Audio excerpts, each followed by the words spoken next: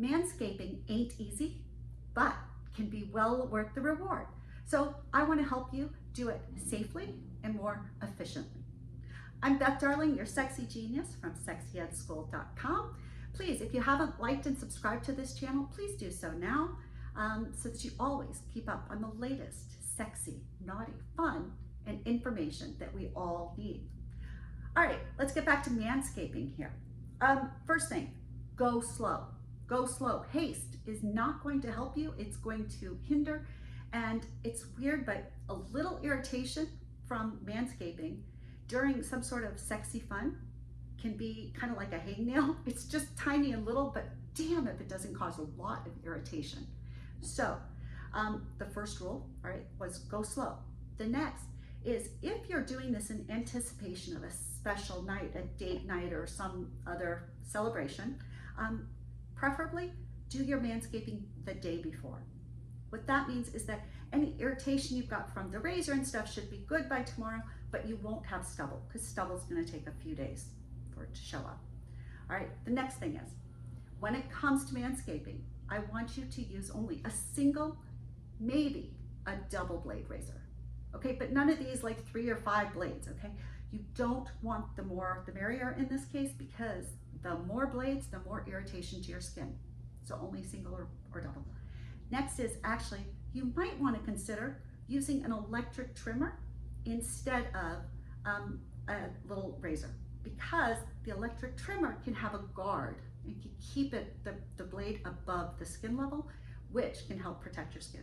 And frankly, these days, the style, you know, if you will, the fashion for male genitals, for men's junk, is not necessarily to be absent of hair, but rather just to be well trimmed, so that somebody doesn't have to sort of go through the forest to get to the tree, if you know what I mean. So trimming is great for an electric razor, an electric trimmer. Just make sure that it's one that's designed for delicate areas and perhaps is a little bit smaller, so it can help you get in those little nooks and crannies and be very gentle instead of trying to drive a big John Deere tractor through it, if you will.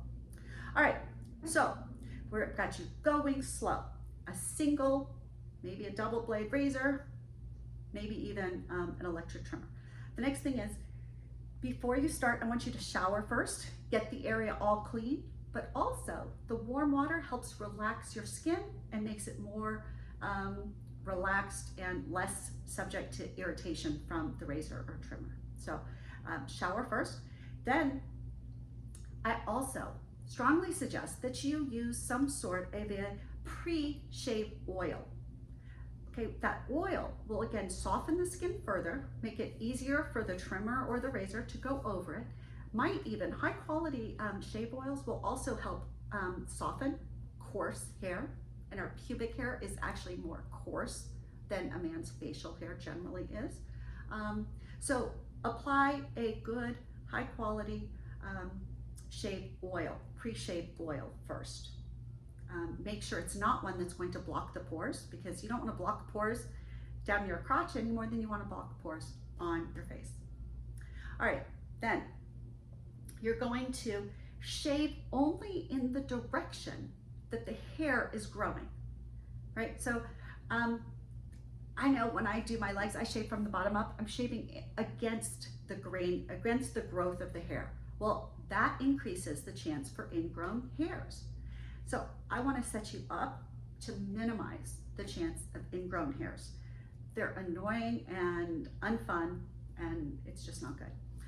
So you'll get a much better result if you shave in the direction that the hair is going, right?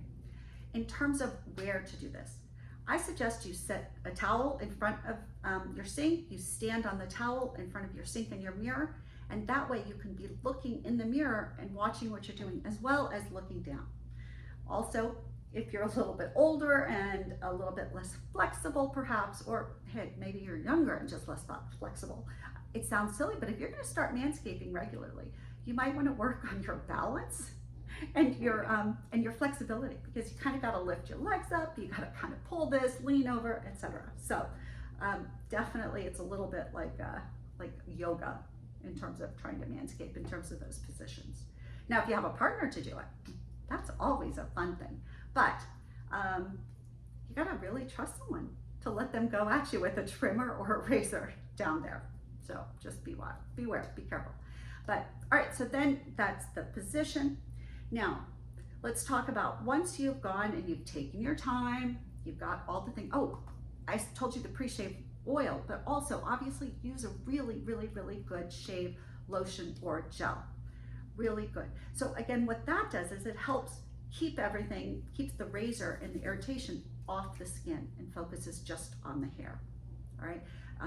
Dry, just, oh, I used to do this, put a razor on my dry legs and go up, like you're just tearing that skin apart. It's just not fun. And in your balls, you really don't want to irritate that skin. So you want to make it as gentle, as easy on yourself as possible, because your body deserves it and your skin particularly will appreciate that.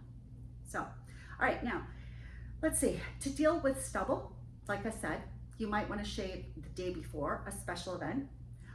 Know that you should probably let several days go before you shave again, because you want that stubble actually to come all the way out when you're shaving again.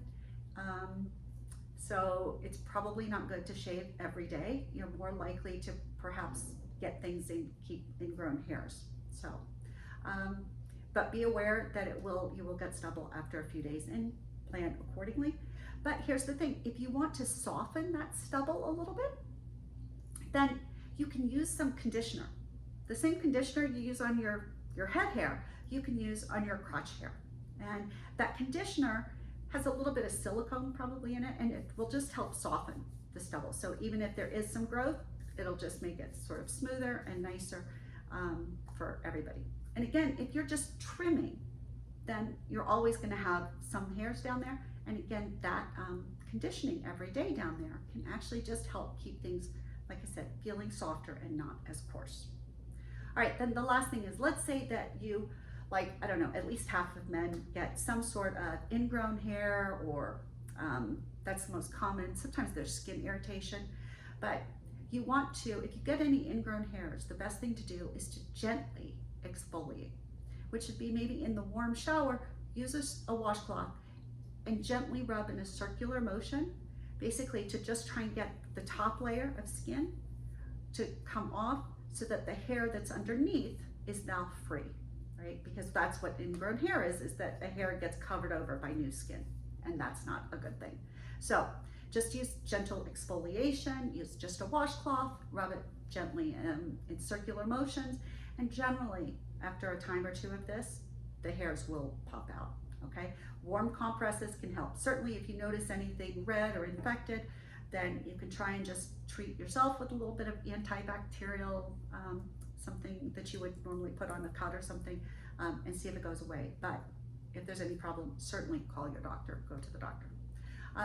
But, oh, if you do cut yourself in the middle of the manscaping and there's blood, please stop. Please stop then, because sometimes you don't realize how big of a cut there is and then keep shaving and they just make it much worse. So I suggest you kind of stop.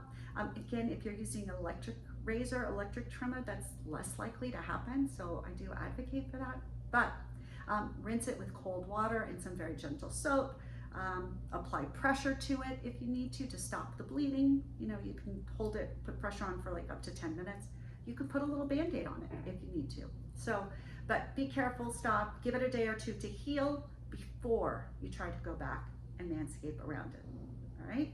So I think those are 10 tips for how to manscape effectively, efficiently, and safely. So go be your glorious, handsome, hot, sexy, trimmed up self, and go check me out at sexiestschool.com. Sorry, I just got totally tongue-tied there. Oh, my bad. Anyway, I'm Beth Darling, your sexy genius at sexiestschool.com.